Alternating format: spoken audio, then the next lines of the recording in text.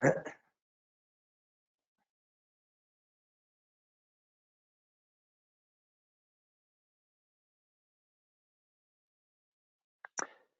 welcome everyone to our study of Journey Without Goal. And some of you would have received, no, actually not some of you, I think all of you hopefully, will have received an email that this will be our last session in 2020, and we'll recommence in February. There'll be a little bit of a break here. And I think the date is in that email. I think it's February. What is it? Is it February 3 or? Yeah.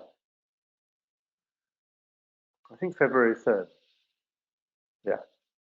So we'll meet again in February. So as always, kindly generate the intention of bodhicitta, the wish to establish all sentient beings at the level of enlightenment. And you haven't received. Oh, well, in that case, send me an email and I'll send it to you. So if any of you haven't received this email, just let me know. And also, no, that was a different one. So everything hopefully should be okay. Break is too long. I will miss the classes, but time to catch up old recordings. Yeah, I'm doing a little bit of retreat, and yeah, so I hope that's okay. But like you say, that'll be an opportunity to catch up. Yeah. Okay. So presently we're looking at the chapter on Abhisheka. Well, actually we're not, because first we need to go and let's see here. See, this is Jetsun Jambachiki, who is a very great person. She was I had the privilege of living in France for a number of years, where she was really a great inspiration and in so many ways a teacher for many of us. She's passed away now, but is somebody whose life was really extraordinary. And I always think just seeing her face really gives liberation. So Jetsun Jambachiki. And let me just see here.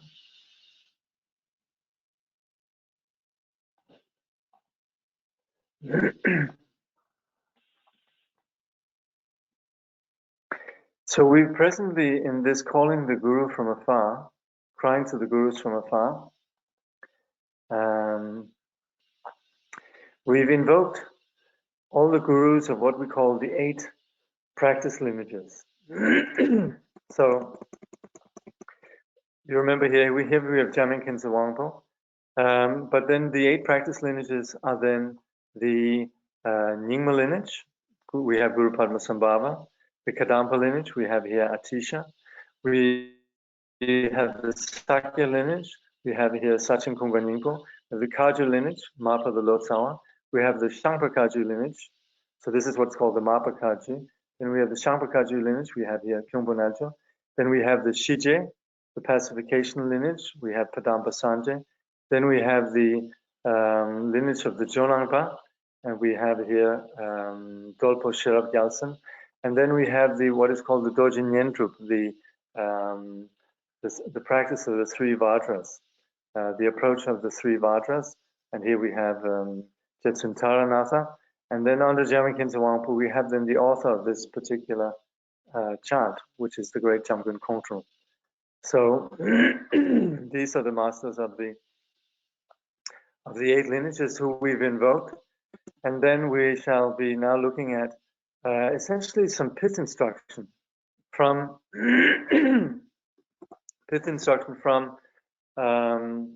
Jamgon Kongtrul, which is really a supplication that we may recollect the essentials of the path. So the first stanza here is about recognizing our situation as ordinary persons and what it is that we need to do, and we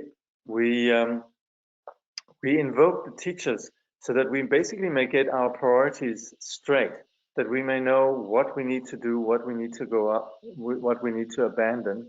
And this is where we supplicate the teachers that we may give rise to renunciation, or what we sometimes call determination to be free. And so we did that last time. And then it says, although I have obtained a free and well-favored human birth, I have wasted it in vain. I am constantly distracted by the activities of this futile life, unable to accomplish the great objective of liberation and overcome by laziness. I return empty-handed from a land of jewels. Guru, think of me. Look upon me quickly with compassion. Grant your blessings so that I fulfill the purpose of human birth. So this is the first of the. Now, please, if right now it eludes me if we have covered this stanza before, but I don't think so. I think last time we just did the first one, right? This one here.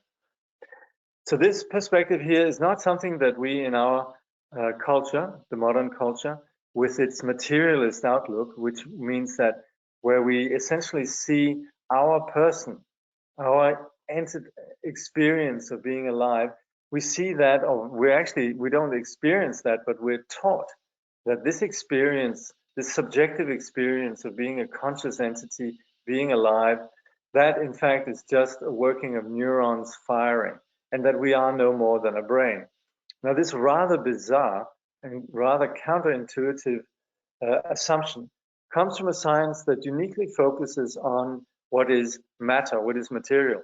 And this, of course, is a very valid science because it has had tremendous success, and there's nobody who can, who can function without all the technologies that we have nowadays.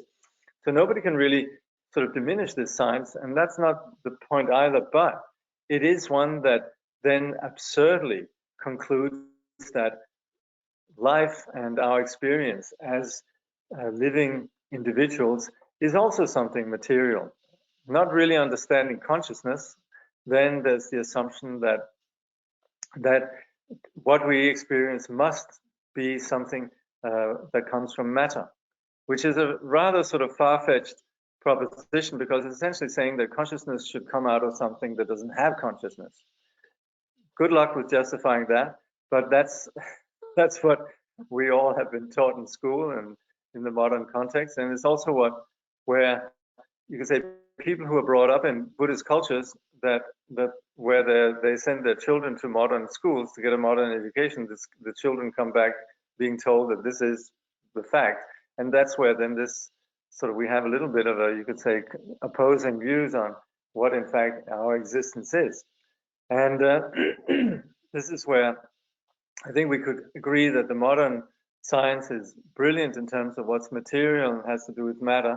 But when it comes to understanding life and understanding consciousness and what we are, is a little bit awkward in its presumptions to actually be an authority on this account.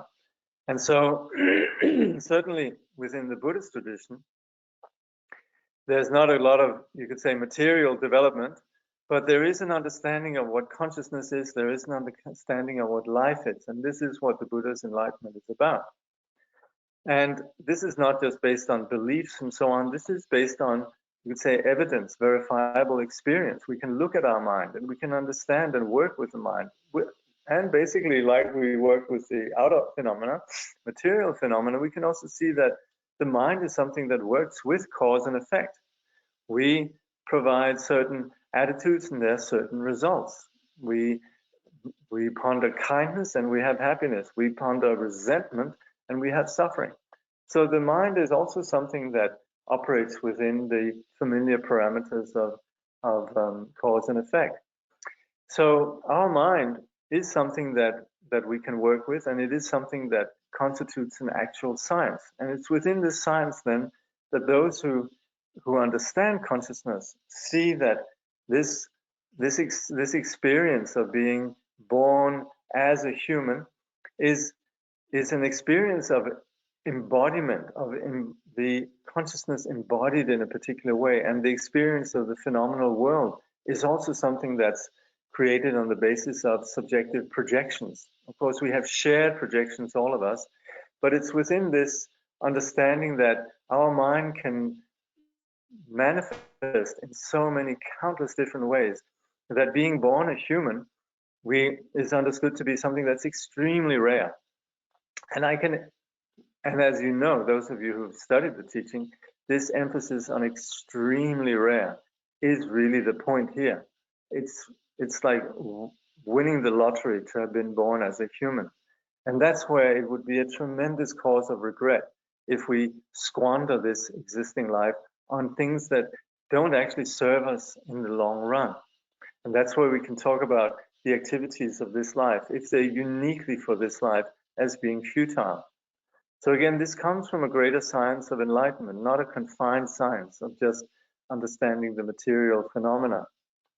But there is this vision that we could free ourselves entirely from confusion.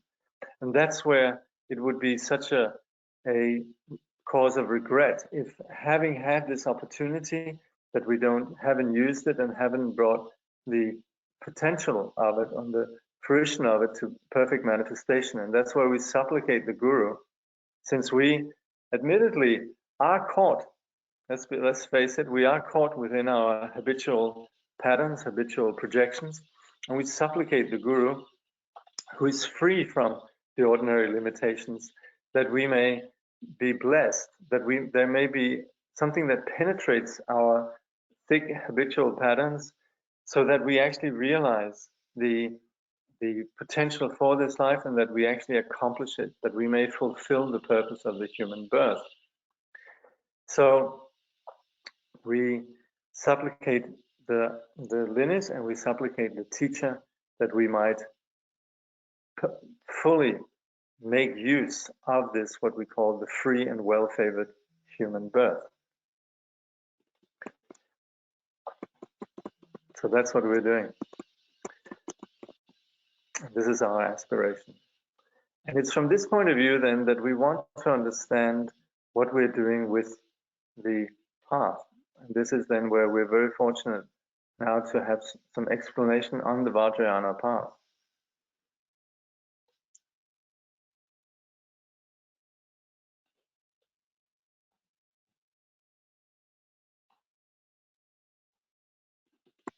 Let's see here.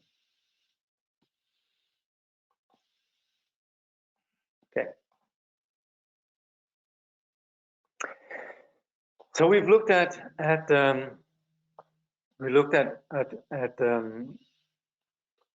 all the conditions really that lead us to being prepared for the Vajrayana path. And in the Vajrayana path, we're taking the natural abiding purity as our point of departure.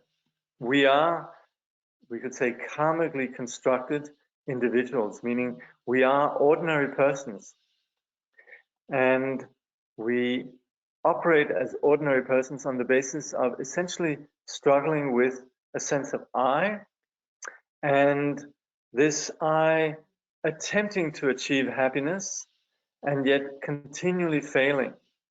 And this is where we realize that our assumption about reality, if we were to look, is innately painful.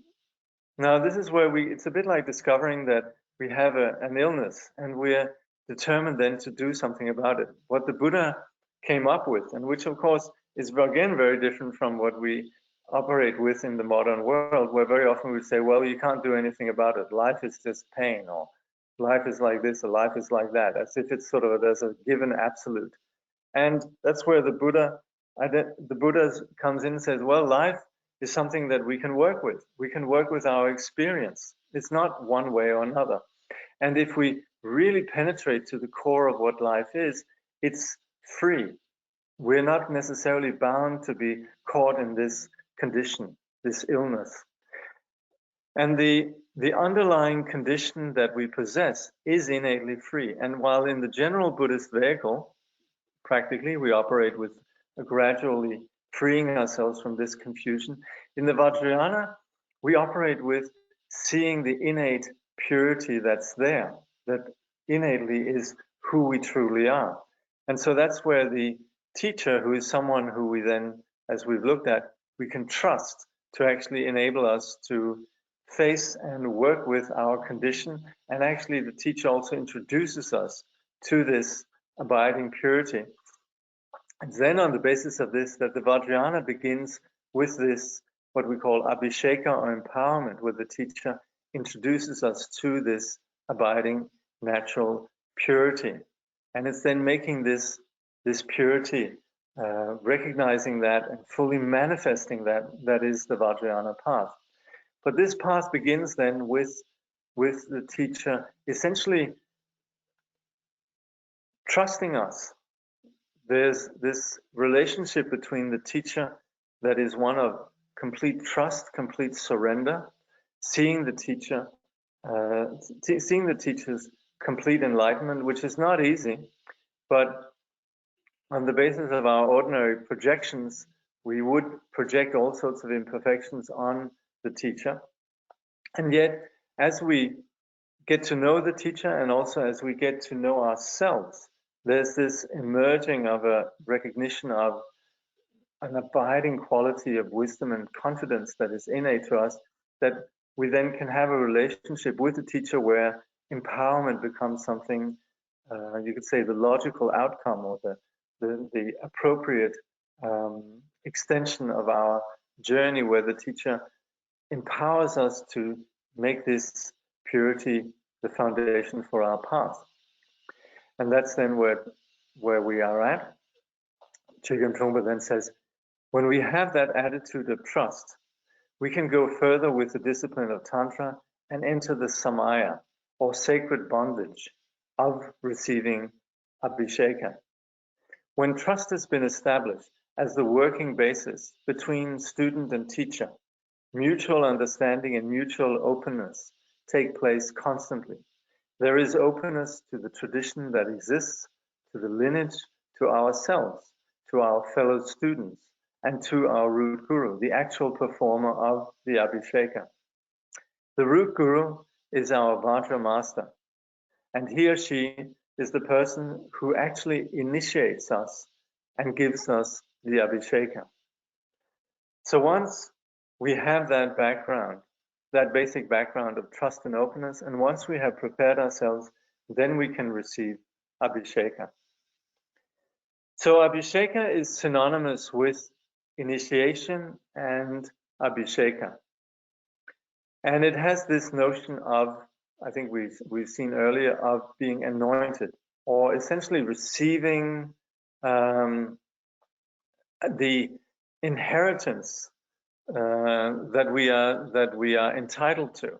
So being anointed, and I think I often use the example of the Queen Elizabeth II, who then was anointed as ruler of the reign, or what's it called, the ruler of the realm, I think it's called, when she was installed in Westminster Abbey, being given the scepter and the orb and so forth. This is then where she was destined to be this person, and yet it's only at the moment of her actual anointment that she takes on then the rule. And similar, we possess this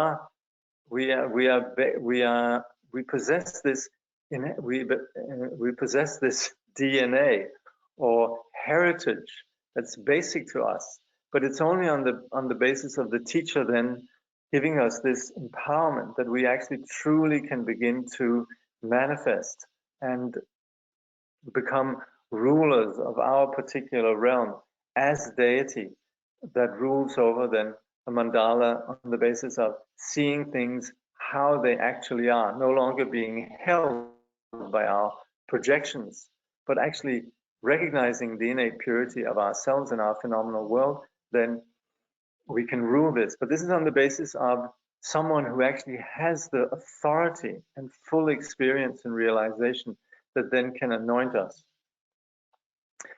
So Trungpa Rinpoche then says, there are several divisions or levels of transmission that are part of an abhisheka. Each level is itself called an abhisheka because it is a particular empowerment or transmission. Here we will discuss the first level, the first abhisheka, the abhisheka of form, which is a process of thoroughly training the student so that he or she is prepared and can enter the magic circle or mandala of the abhisheka properly. The abhisheka of form is a process of bringing the student up, raising him or her from the level of an infant to a king or queen. We will discuss this process in detail a little further on. So we very often come across what we call the 4 empowerments. And today we're here going to mainly discuss the first empowerment, which is called the vase empowerment. And this is what we sometimes refer to this as the outer beneficial empowerment. And this really is the setting the scene and the ground for our Vajrayana journey. And then the following 3 abhishekas, the secret empowerment, the wisdom empowerment, and the word empowerment, are then what we call the inner profound abhishekas. So we have these 2, but the first one here is very important, and that is really where all the working with our perceptions of ourselves and our phenomenal world is essentially introduced in all its purity.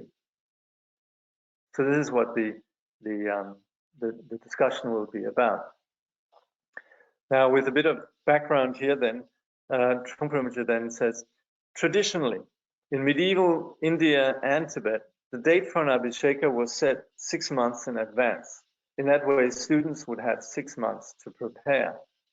Later, the tantric tradition became extremely available, and some teachers in Tibet dropped that 6-month rule, which seems to have been a big mistake. If we do not have enough time to prepare ourselves for an abhisheka, then the message doesn't come across. There is no real experience. That suspense, knowing that we're just about to receive an abhisheka, but that at the same time we are suspended for 6 months, is extremely important. We have no idea what we're going to do. The text of the abhisheka may have already been presented to us, but still we have no idea what we're going to experience. In the meantime, we have 6 months to study how to handle ourselves and how to relate with the experience of abhisheka, which is described and explained in minute detail in the text.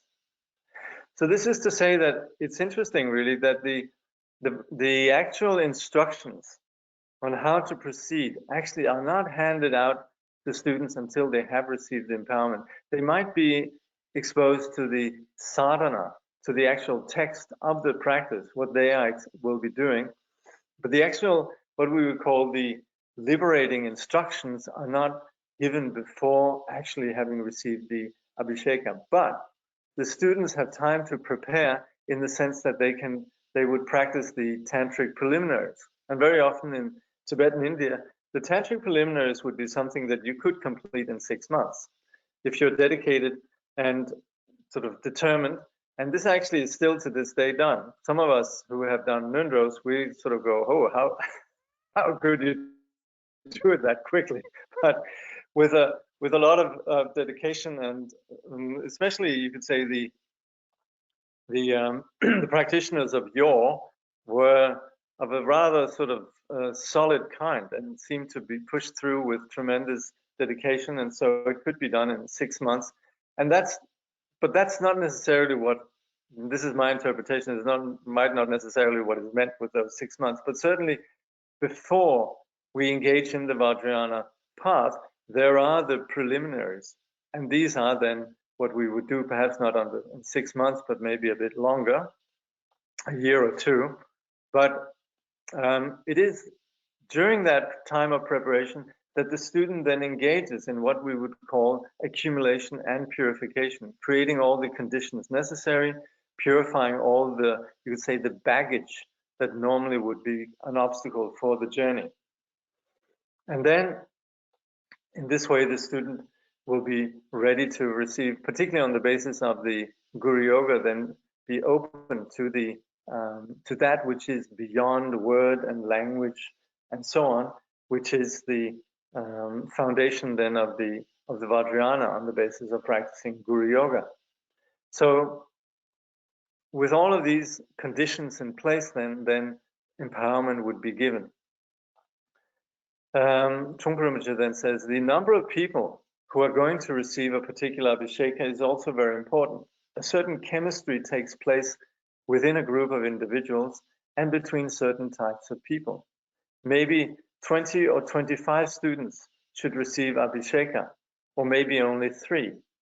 It is at the discretion of the Vajra master to decide on the number of students who choose the particular students to be initiated, because he or she knows the students' development and their understanding. Receiving abhisheka is an extremely precious event, and the psychology that happens between the people involved and the environment that such people create together are right at the heart of the matter. So this is where you would have very particular situations around abhisheka where only certain people would be ready for that. We talk about the abhisheka as we refer to it as the maturing abhisheka, and then you have the liberating instruction. So this is very much aimed at individuals. Now, many of us would have experienced abhisheka in a more, you could say, institutionalized form, or in public spaces where there are many people present.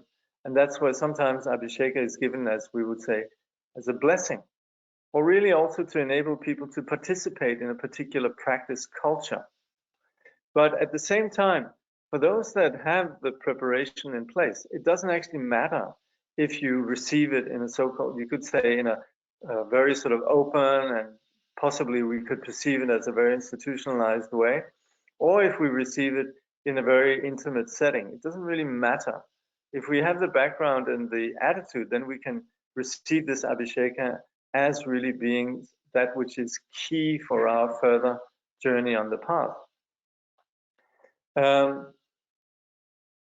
Trungpa Rinpoche then says, receiving abhisheka is not the same as collecting coins or stamps or the signatures of famous people.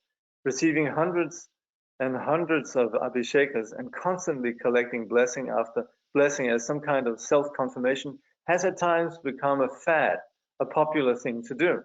This was true in Tibet in the 19th century, as well as more recently in the West. That attitude, which reflects the recent corruption of the presentation of Vajrayana, has created an enormous misunderstanding.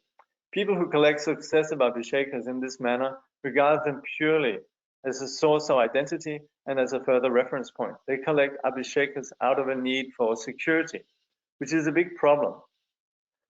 So of course this is certainly true within 19th century Tibet, and actually also it's very visible among Tibetan and you could say Himalayan culture to this day, when the Lama shows up in places like, you know, Tibet or India or Nepal or Bhutan, and also where Lamas gather out, you know, where Lamas had students outside in the West or in other places in Asia, then people flock to the empowerment just to be at the empowerment. And there's a sense of just receiving something, some spiritually powerful thing. So that's, of course, not exactly what abhisheka is like. At the same time, there's a sort of a fair bit of leniency accepting that. Chögyam Trungpa was a little bit different, and he really upheld this tradition of, or this, you could say, practice of only giving empowerment when students are really ready. So the American or North American students who studied with Chögyam Trungpa, they had to go through a lot of preparation. I think I've mentioned this earlier. And then receiving empowerment was a very big deal. And also this of course also exists within the context of Tsongsa Khyentse Rinpoche, who also really is very particular about giving empowerments and so forth, and also other lamas. But there are lamas who have very, you could say, public, you could say, roles in which then would give to thousands of students. For example, His Holiness the Dalai Lama, who gives them the Kala Chakra empowerment to literally hundreds of thousands of students, does so because this also has an impact and a you could say, is a benefit for the world at large. And of course, those few who are able to receive the Kala Chakra empowerment as their particular practice would receive it in that spirit, but many will receive it simply just as something that's just great to have. And they would say, oh, I've been to, 3 Kala Chakra empowerments. So I've been to, so and so many. And that's where we do have this practice, which Trungpa Rinpoche here is identifying how this is not exactly how it should be done, but this is also something that is quite prevalent. It does happen, this collecting of empowerment. But it's not the ideal, you could say, way that we should approach empowerment, and all lamas would agree on that.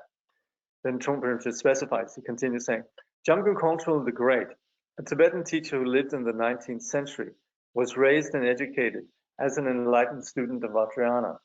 Because he received so many transmissions, it might seem that he was doing the same thing, collecting abhishekas.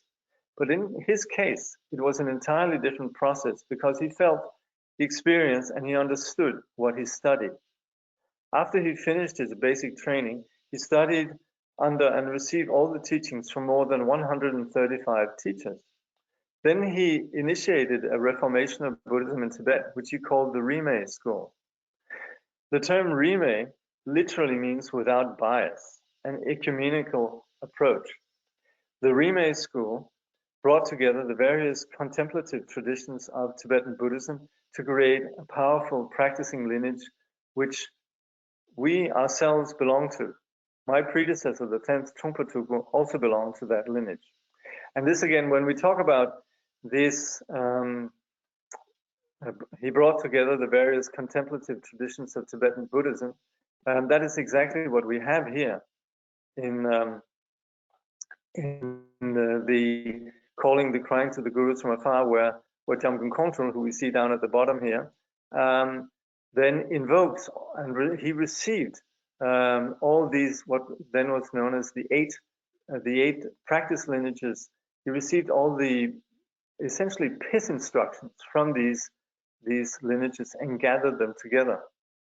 So this Rinpoche spirit is very much about understanding the value of all these different traditions. Doesn't mean that all of a sudden we say it's all one, but it's about understanding how all of these different teachings, they have their own role in terms of accommodating different karmic dispositions, different temperaments, and so on. So they all are equally valid for the, you could say, for the culture of practice.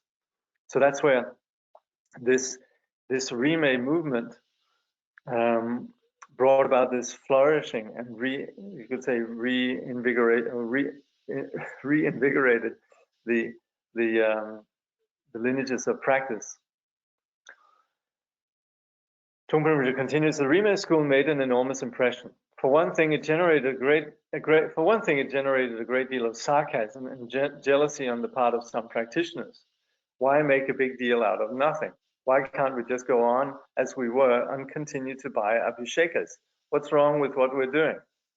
But Jakob had seen that something was wrong with the tradition and practice. Something was wrong with receiving a succession of abhishekas purely as collectors' items. He pointed out that problem by saying that if we have no understanding of the practicing lineage, then we are just collecting piles of manure. And there's no point in that. A pile of manure may be ripe, smelly, and fantastic, but it is still a pile of shit. If we were manure experts, we could utilize it. But when we are actually collecting such manure and trying to make it into food, that is out of the question. This kind of spiritual materialism was present in Tibet from the 19th century onwards. Tibet had lost its communication with the outside world and was no longer hosting great teachers from other countries. It had become just a little plateau, a little island that had to survive by itself. Consequently, it became too inbred. In that atmosphere, spiritual materialism began to develop. abbots and great teachers were more concerned with building solid gold roofs on their temples, constructing gigantic Buddha images, and making the temples beautiful and impressive, than with the more concerned with all these things than with the actual practice of the lineage. They sat less and they did more business.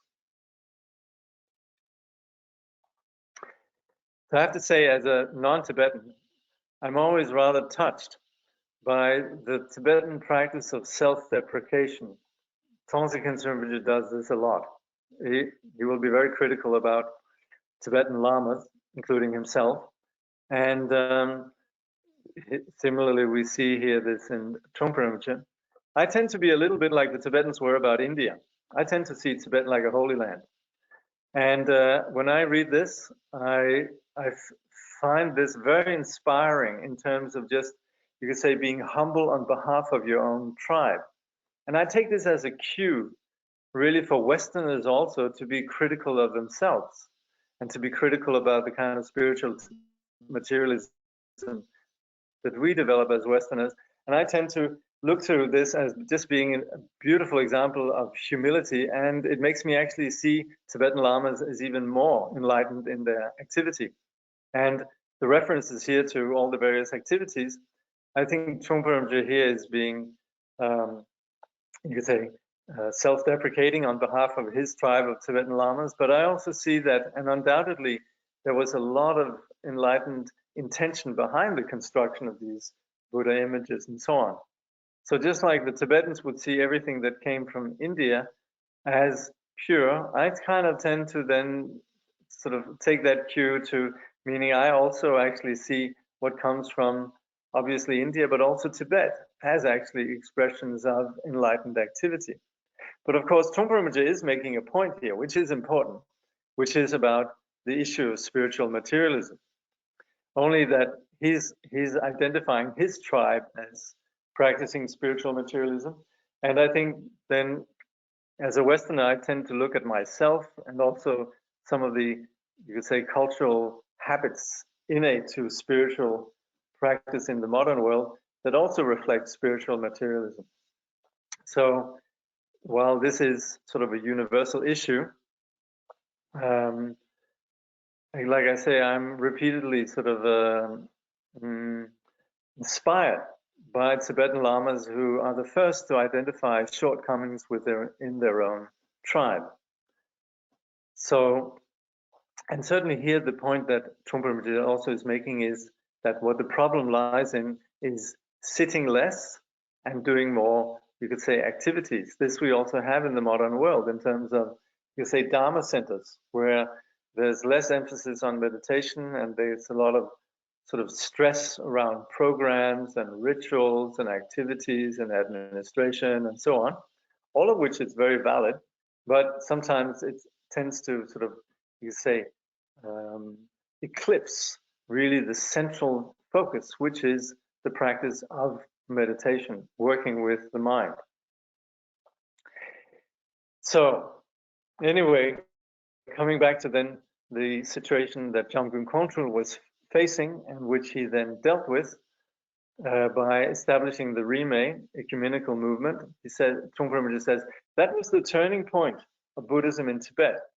Tibet began to lose its connection with Dharma, and it slowly, very irritatingly and horrifically began to turn into ugly spiritual materialism. Okay, so this is where, as a consequence of, you'd say, losing vision.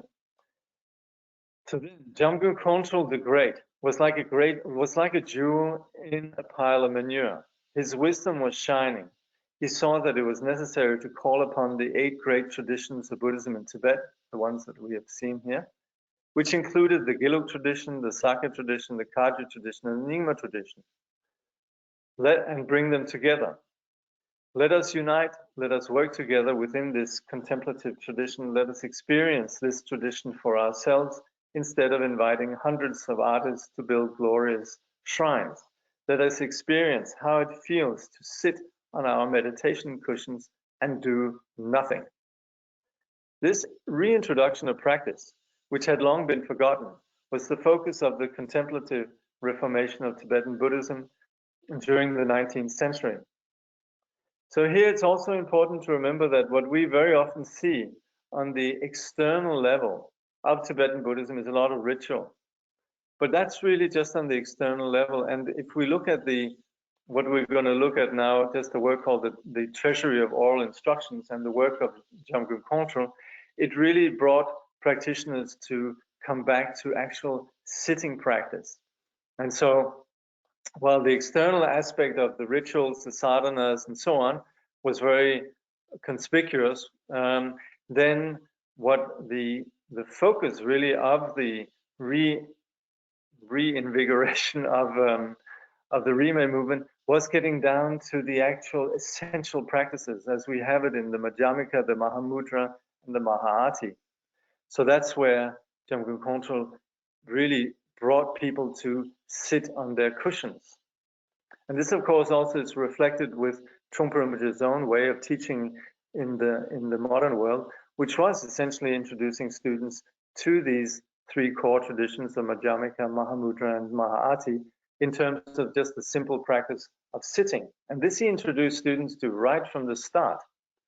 So if you received instructions in the Vajradhatu tradition or in the Shambhala tradition on sitting practice, you might think, oh, this is just some sort of Hinayana shamatha, but you have actually been introduced to Mahāti meditation, even though the big words are not really, you don't have the big words. We're not using, Trungpa Rinpoche very wisely didn't use those big words, but this is essentially what it is, and it comes from this spirit of Jamgon Kongtrul he's describing here. As part of his effort to revitalize the contemplative tradition and bring together practice and experience, Jamgon Kongtrul compiled and edited many collections of the sacred teachings of the practice lineage of Buddhism in Tibet. One of these works is entitled Dhammadze, which literally means the treasury of oral instructions. In it, he describes how a person can properly experience abhisheka. In this commentary, he also describes how tantric students should be treated in such a ceremony of empowerment. It is not purely that the ritual and ceremony should inspire awe in the students. In fact, they may be awed simply because they have no idea how to behave, how to handle themselves, or how to handle their state of mind in that situation. Consequently, they become bewildered and feel overwhelmed. Jamgon Kongtrul explained that this mixture of inadequacy and awe is not the experience of the meeting of two minds. Trungpa Rinpoche says, you cannot take advantage of students if they do not know how to deal with the ceremony. When the students feel freaked out, they have no handle or stepping stone, so they should be treated gently, freely, and kindly. They should have some understanding of the steps in the process they are about to go through. This ceremony has such and such levels. First you relate with this, and then you can go to the next level. Students should be guided as a mother raises her infants. She starts out by nursing her child, then she feeds him or her milk from a cow, then she feeds them broth, and finally she begins to introduce solid food. When the infant has been raised into a proper child, he or she knows how to drink liquid and how to chew and swallow meat. He even knows how to drink soup and eat vegetables at the same time. Initiating tantric students in an abhisheka is precisely the same process. At the beginning of the ceremony, the students are not capable of doing anything. They simply experience oneness. They're like infants who have not yet learned to drink cow's milk instead of their own mother's milk. Then the students begin to realize their oneness allows them to relate to the world and to emotions. At that stage, they are fascinated by the ceremony and fascinated by the tantric tradition altogether. Finally, the students begin to feel that they are actually grasping the teaching and that the teachings make sense. They mean something personally, experientially. The students can then relate with the principles of the 5 Buddha families. At that point in the abhisheka, the teacher presents or confers what are known as the 5 abhishekas of form, which are directly relating to the 5 Buddha families. Each one is an empowerment, and together they make up the first abhisheka. So the thrust really of this, the Treasury of Oral Instructions, which is one of the 5 great works of Jamgon Kongtrul. We talk about the 5 treasuries. I think I mentioned them last time. And these 5 treasuries, then one of which is the Treasury of Oral Instructions that Chögyam Trungpa refers to here, is a collection of all the PIS instructions from the 8 lineages. Now, Trungpa Rinpoche here mentioned what we normally understand as the main lineages of Tibetan Buddhism, which is then the 4 traditions. But these traditions can also be seen, as we've seen here earlier, in terms of these 8 practice lineages. Anyway, it's within this context really that Jamgon Kongtrul extracted the pith instructions really from the various traditions and enabling students to have an actual understanding of what are the essential aspects of these various traditions, and understanding what the other traditions are about, so that there could be a direct appreciation for all the various teachings that you had in Tibet. And it wasn't just that there was people doing other things and it was all incredibly holy, but nobody really knew what it was, but actually enabling students through the practice, through the study of the Treasury of Oral Instructions, to appreciate what actually is the core message in these various practices. And on the basis of that, then, that kind of understanding, then, empowerment makes a lot of sense. Now, of course, I'd like to say, and this is where we'll continue when we recommence in February, I'd like to say that here we're talking about the process. Now, the process is prescribed, you could say, in this way, but of course it becomes, and this is where Trungpa Rinpoche also says, this becomes something very personal. So while there is a particular logic that applies, our individual journey might be very different from what we experience here. We might not have somebody who can guide us in that personal way. We might come across this in the context of reading books and chance encounter with our teacher. Our experience of the teacher might grow over the years. Initially, we might just think, oh, I've met my teacher. I met him in the hallway, and he was really lovely, and we had an exchange. And then we just think of our relationship to this teacher as these fragmented encounters.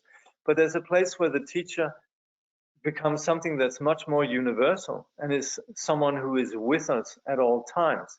And so these sort of physical encounters, yes, they're nice, but the teacher is something that sort of prevails within all aspects of our life. And that's where the preparation can go through all sorts of different, you could say, non-linear trajectories. So we shouldn't, the usual question is, how do we know if we've gotten the right teacher? How do we know if we've gotten the right deity? What I'm experiencing seems different from the way it's described in the books and so on. Yes, of course, and we're all different, and we all have particular karma and particular dispositions. But at the same time, enlightenment is something that's universal, and it's, at the end of the day, always comes down to us working personally in terms of working with our particular practice. And that, combined with our pure aspirations towards the path, will lead us through this process, even though it might not exactly be the way it's sort of prescribed here. Anyway, this is a little bit general about the background for giving Abhisheka and approaching the notion of Abhisheka. And in the following, then, Trungpa Rinpoche will then be describing more in depth about how the details of this first Abhisheka actually works. So, let's see if there's some questions.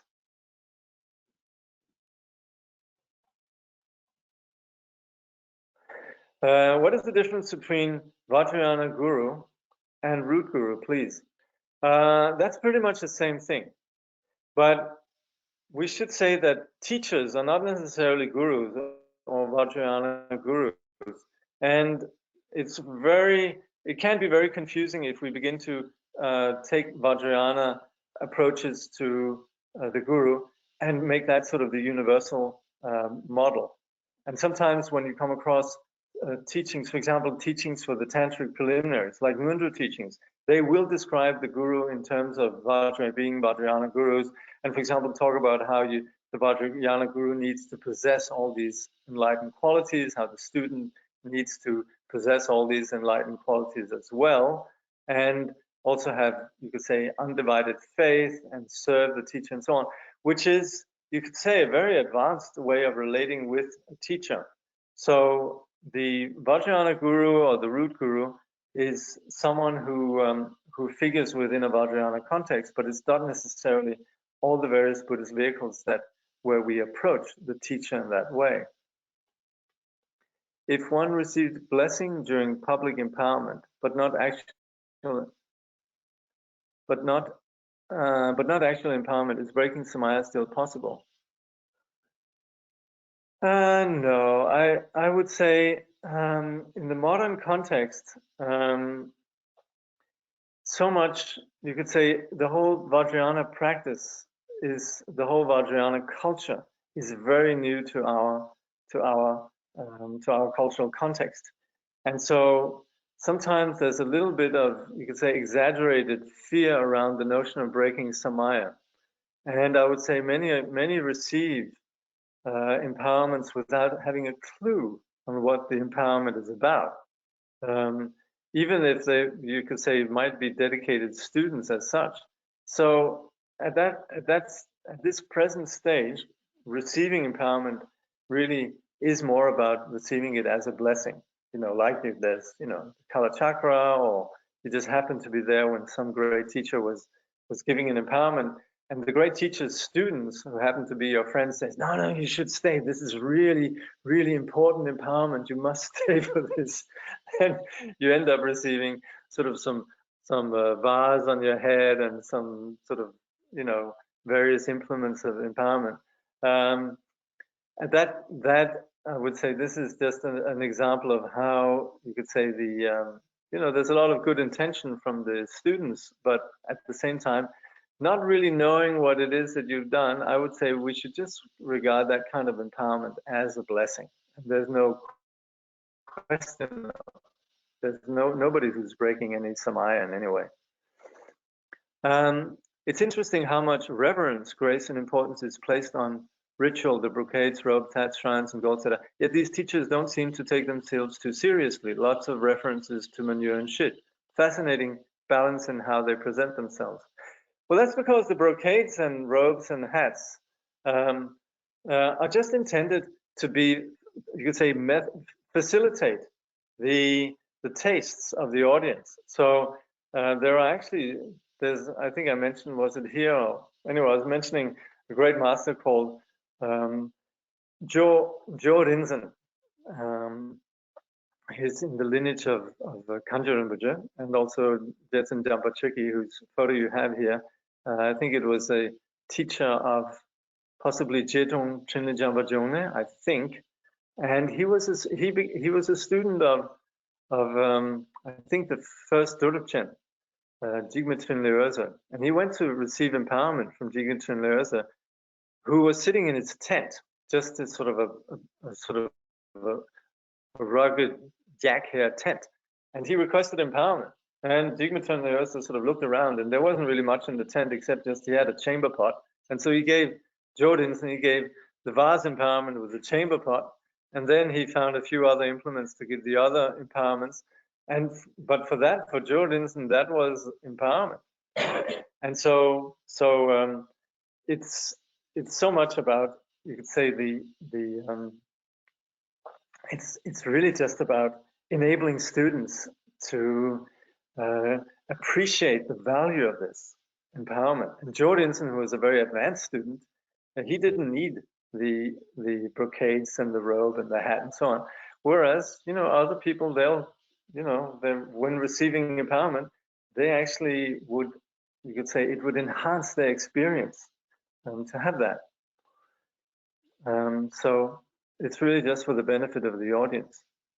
Who is the lady on the left? Like I said, that's Jetsun Jampa Chöki. Since you mentioned you're going to retreat. Could you tell us if there's any way that we can go into retreat while not physically leaving our homes and families? I'm asking for all who can't leave their duties at the moment but long to go on retreat. Well, there is a place where I think it's somebody called Gyalwa Yangampa who would say going on retreat really just means to leave all the sort of the disturbing elements of the 8 worldly dharmas behind, in that sense, retreat doesn't mean to sort of physically go somewhere or to go into somewhere or to physically remove yourself, but it really more means to set boundaries in terms of our own personal discipline. So I would say as long as we do our practice and we have our daily discipline in terms of our daily practice, that is going into retreat. And we could, while we're with our families and so on, we could practice compassion, and we could retreat from ordinary habitual reactions. And the way that we, very often in families, we sort of get into bad habits of bickering and just sort of habitually sort of nagging each other and confronting each other with the perceived shortcomings of each other. Well, we could leave that behind, or we could extend ourselves in terms of our generosity and so on. That's leaving our stinginess behind. So there's so many ways we could actually practice retreat in ordinary life. Is there a good resource to read about Samaya vows, or are they different for each initiation? There's, I would almost say, luckily not a whole lot available about Samaya vows, because I think it's premature to really talk about Samaya vows at the time when Vajrayana.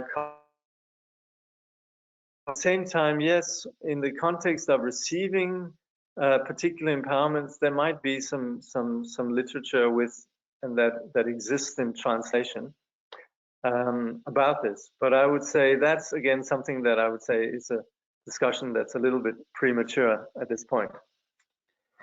Can you please advise what is the necessity to learn to relate to teacher properly? Also, there are many women around some Rinpoches. How to make sure that you're not given attention just because you're a woman? Thank you. Well, the teachings like Words of My Perfect Teacher and Torch, what's it called, the torch lighting the path of freedom, and so on, they give some indications of how to relate to teachers. As far as being a woman around teachers, well, if it's a real teacher, the teacher will not have the ordinary attachment. So a genuine guru will not have ordinary attachment. Of course, there are stories like great masters who might have had, you could say, intimate relationships with students, but that's not on the basis of ordinary desire. And you might think I'm completely naive to presume that, but I honestly believe so. But this really, you could say, takes being around that neighborhood and being around, you could say, individuals who are that mature. And of course, this is not made easier by the fact that there are individuals who apparently are not that mature, who have posed as gurus and who have exploited their students in that sort of in a sexual way. So it's complex. But at the same time, there are authentic teachers who where you can feel safe and where the teacher is properly enlightened, not just sitting, making empty statements. Then there's, I look forward to continuing in January. Should I just continue to read books in New York City, or would you suggest something else to do? I actually got an email from you, so I will get back to you on that one. But reading books is always good, and doing a little bit of sitting meditation is quite helpful. But like I said, I'll get back to you. Thank you very much. I shall sit happily. Thank you. Is not still important to have some direct contact with Guru, even just once a year or so? During this pandemic time, it's not happening, but I do notice the connection with Guru even at a distance. Of course, it is important that we have, you could say, physical, sort of actual encounters. with the physical guru. That is very important. And without that, we might just sort of sit and begin to imagine what the spiritual journey would be like. So there has to be, not just from meeting the guru, but even from all the trouble that we go through getting to the guru.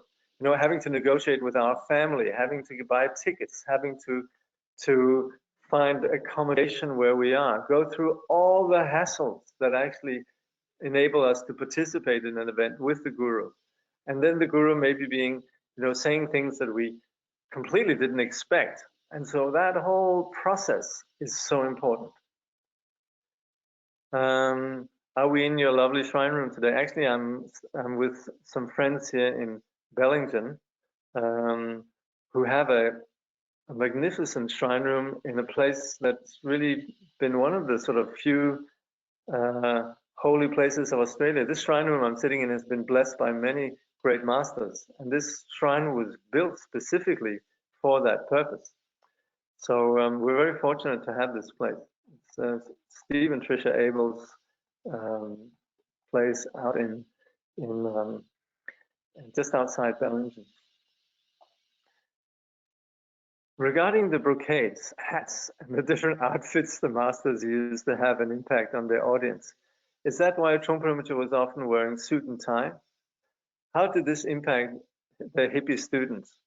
Well, I think Trungpa Rinpoche wanted to present dignity within a modern context. And you know, the hats and brocades, as much as they might seem exotic and foreign to us, they were really just, you could say, they belong to a particular aesthetic that's basic to Tibet. You would have correspondingly, you could say, elegant, you could say, attires in the Indian context.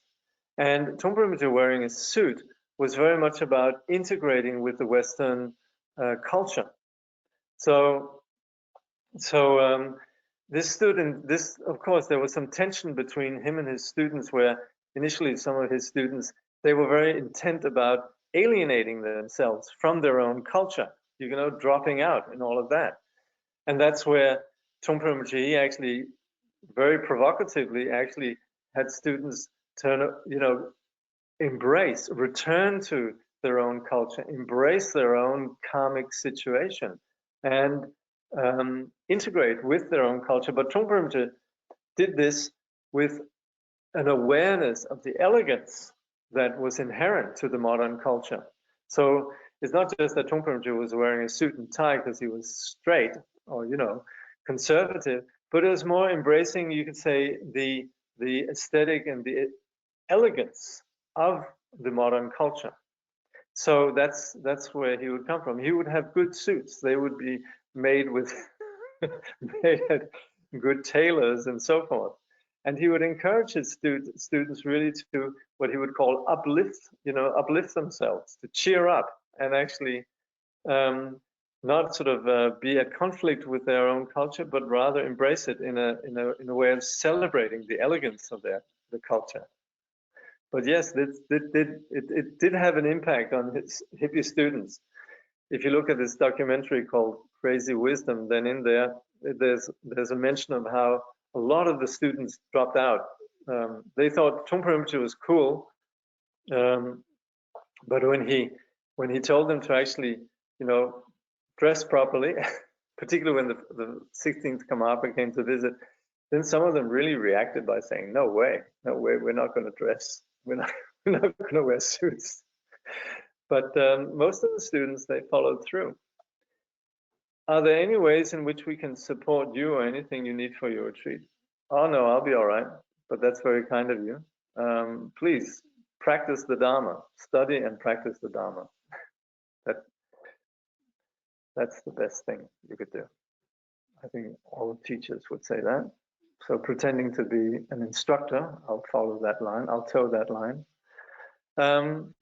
You mentioned last week that Sangha Jamin Khyentse Rinpoche encourage praying to trust our gurus and teachers. I wonder if it's possible to fall prey to our perceived potential of our teachers' gurus while simultaneously feeling unsafe in their presence. Just curious your thoughts. Some say prayers isn't always enough. Well, yeah, it's really important that we don't rush into to relationships with gurus, and there should really be a period where we check out our teacher. And personally, I've come across persons who had the label of gurus that I didn't trust, and sometimes that actually seems to end up being true. Whereas I did meet teachers that I trusted, and now having been around, actually known these teachers like Somsa Gyaltsen Rinpoche for more than 40 years, I can actually verify, yes, from my perspective, Somsa Gyaltsen Rinpoche, Dilgo Khyentse Rinpoche, His Holiness Dunjum Rinpoche, Jigme Khyentse Rinpoche, Tuku Pema Wangkyal, and teachers who lamas who I consider my teachers, I feel completely safe and completely trust them. And I've, in all my years, only, you could say, gradually expanded my appreciation for them. Just because of my own narrow-mindedness, I very often fail to appreciate their qualities. And it's through many years of then being around them that I discover more and more and more qualities.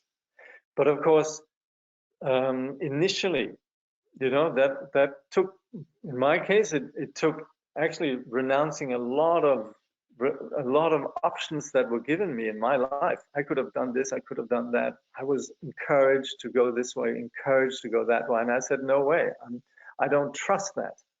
And that's where my journey took me then to the Tibetan teachers.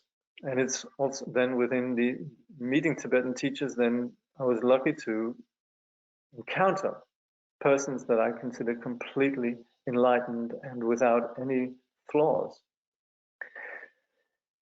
But even so, being with my teachers, I still project some impurity or just, you know, and that's where I then, for myself, this instruction from Somsa Gyaltsen Rinpoche, praying to trust our teacher, I actually then practice that. There's a particular little 4-line prayer, you know, that where we actually supplicate the teacher to that, or rather we just supplicate, you could say universally, that we might not be caught up in our ordinary projections about the teacher, and through a complete faith actually that the blessing of the teacher might enter our mind. But like I say, this has to come from an initial, you could say, skepticism, where we really discern who can be trusted, who can't be trusted. I missed the first 10 minutes. Could you please repeat what you said about you being in retreat and when we restart? And you sent us an email. Yeah, you should have received a mail just about that we're having a break. So it'll be roughly 2 months and then we'll begin again. If you haven't received that mail, I'll shoot you, send me a mail and I'll forward it to you. But it's basically just, I think we're starting, what is it? 1st of February? Is that a Wednesday? Monday. Is it this? I think it might be the 7th. No, this one here, this particular Wednesday event will begin. Yeah, in that case, the 3rd should begin the 3rd of February. Yeah. Thank you. Would that be helpful if I really have no mood to practice, so I just sit in front of my shrine and not necessarily meditate, just sit? Yeah. Actually, sitting is meditation, you know? So sitting down is a good beginning. Then noticing that you're having thoughts, then while you're having thoughts, just come back to the breath. So you don't need to call it meditation. But what you can do is, while you're sitting, to actually not be thinking, or rather not following your thoughts. And that's if you can just sit and then just come back to your breath, or even just looking up at the Buddha statue or whatever you have on your shrine, and use that as the object of your attention rather than sitting following after thoughts. Then, even though you're not calling it practice, this is quite helpful.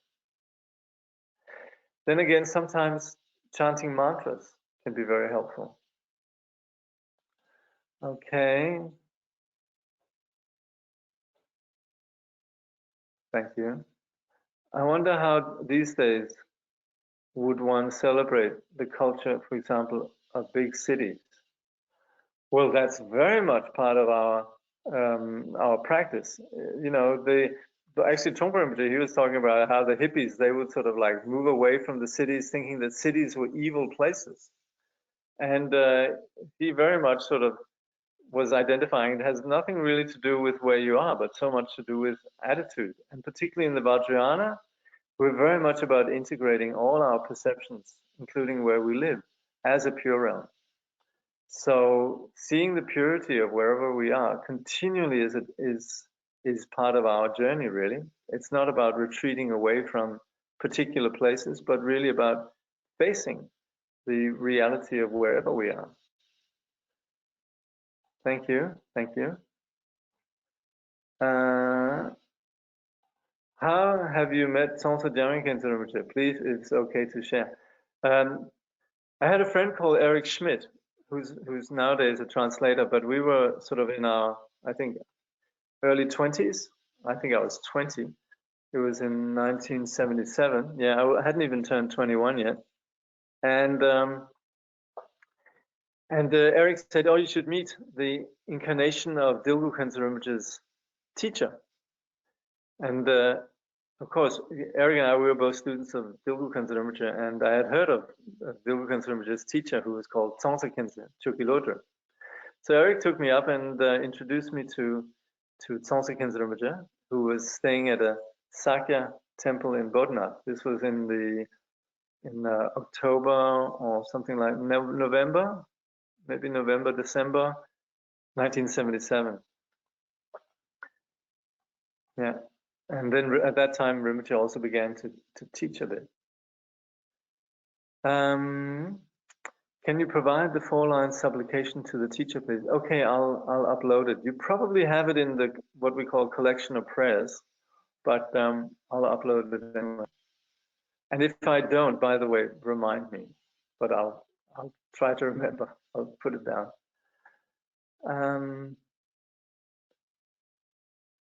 All right. Thank you. A lot of you have been expressing good wishes for an appreciation. So thank you for that.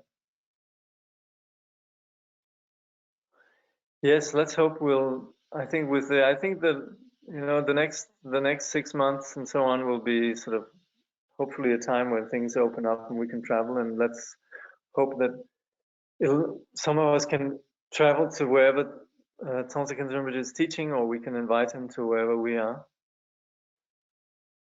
Thank you. Thank you, thank you, thank you. Okay. Thank you very much for your good wishes, and we've gone a little bit over time, as usual.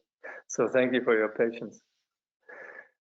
And see you again in the new year. Have a wonderful holiday season, and all the best for the new year, and all the very best for your study and practice of the Buddha Dharma. Thank you.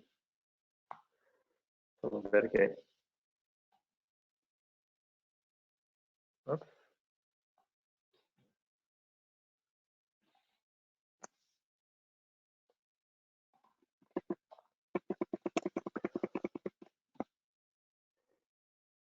Through this virtue, may all beings throughout existence awaken together without a single being left behind. In the pure realm of the luminous essence, the ground of the great perfection, may they remain inseparable from the kayas and wisdom. Through all our births, wherever we may be born, may we be endowed with the 7 good qualities of the higher realm. As soon as we are born, may we meet with the Dharma and have the freedom to practice it properly. At that time, may we please the holy gurus and practice the Dharma throughout the day and night. Realizing the Dharma and accomplishing its essential meaning, may we cross the ocean of existence in that life. Thoroughly teaching the holy Dharma in this world, may we never tire of accomplishing the benefit of others. By this vast benefit of others, without partiality or bias, may all attain Buddhahood together.